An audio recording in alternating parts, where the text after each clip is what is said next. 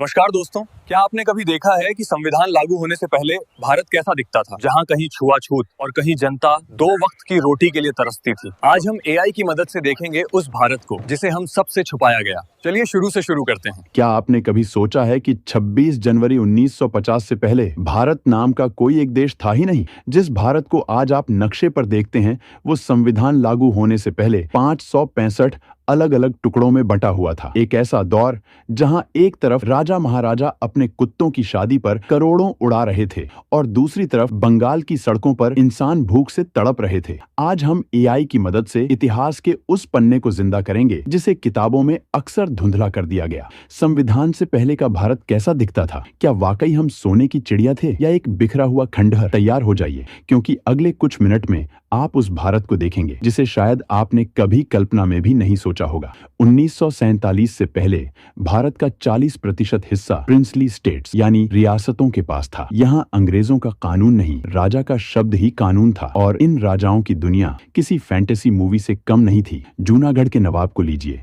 जिन्हें अपनी प्रजा से ज्यादा अपने कुत्तों से प्यार था। उन्होंने अपने पसंदीदा कुत्ते की शादी पर आज के हिसाब से करोड़ों रुपए खर्च कर दिए थे, जबकि उनकी रियासत के लोग गरीबी में जी रहे थे। वहीं अलवर के राजा जय सिंह ने तो अपमान का बदला लेने के लिए रोल्स रॉयस कारों को कचरा उठाने के काम पर लगा दिया था। ये वो दौर था जब पटियाला के राजा के पास दुनिया का सबसे महंगा हीरों का हार था, लेकिन उसी दौर में एक दलित को स्कूल में घुसने पर कोड़े मारे जाते थे। ये वो भारत था जहां अमीर और गरीब के बीच की खाई इतनी गहरी थी कि उसे भरने में सदियां लगने वाली थीं। लेकिन असली डरावनी तस्वीर तो अब सामने आएगी। संविधान सिर्फ एक किताब नहीं थी, वो एक सामाजिक क्रांति थी। क्यों? क्योंकि 1950 से पहले का समाज एक पिंजरे जैसा था। समाज का एक बड़ा हिस्सा अछूत माना जाता था। त्रावणकोर जैसी जगहों पर तो निचली जाति की महिलाओं को शरीर का ऊपरी हिस्सा ढकने तक के लिए टैक्स देना पड़ता था, जिसे ब्रेस्ट टैक्स कहा जाता था। सोचिए, जिस देश में नारी को देवी कहा जाता है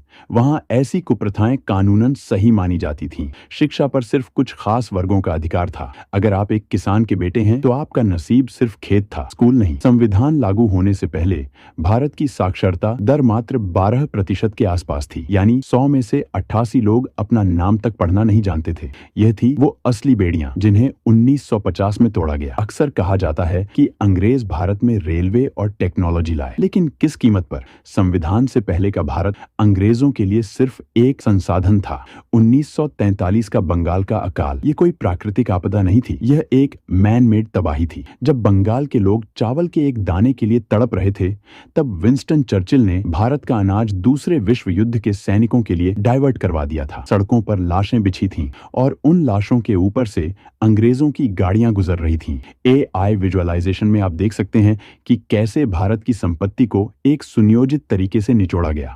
1947 तक आते आते जो भारत कभी दुनिया की जीडीपी का 25% था, वो घटकर 3% रह गया था। हम आजाद तो हो रहे थे, लेकिन एक खोखली अर्थव्यवस्था के साथ। 15 अगस्त 1947 को हमें आजादी मिली, लेकिन जश्न के साथ मातम भी था। भारत का शरीर दो हिस्सों में चीर दिया गया था। संविधान लागू होने से ठीक पहले का समय भारत के इतिहास का सबसे खूनी दौर था। रातों रात लकीरें खींची गईं। जो लोग कल तक पड़ोसी थे वो आज दुश्मन बन गए थे। ट्रेनों से भरकर रिफ्यूजी आ रही थी। दिल्ली, जो आज हमारी राजधानी है, 1947 में रिफ्यूजी कैंप्स का शहर बन चुकी थी। पुलिस सिस्टम फेल हो चुका था। कोई कानून नहीं था, कोई संविधान नहीं था जो किसी की रक्षा कर सके। ये जंगल राज था। ऐसे बिखरे हुए, डरे हुए और टूटे हुए भारत को एक धागे में पिरोना नामुमकिन लग रहा था। दुनिया के बड़े बड़े एक्सपर्ट्स कह रहे थे कि भारत 5 साल भी नहीं टिक पाएगा, ये देश बिखर जाएगा। लेकिन उन्होंने हमारी इच्छा शक्ति को कम आंका था। भारत के संविधान का निर्माण देश की आजादी से पहले शुरू हो चुका था। 6 दिसंबर 1946 को संविधान सभा का गठन किया गया,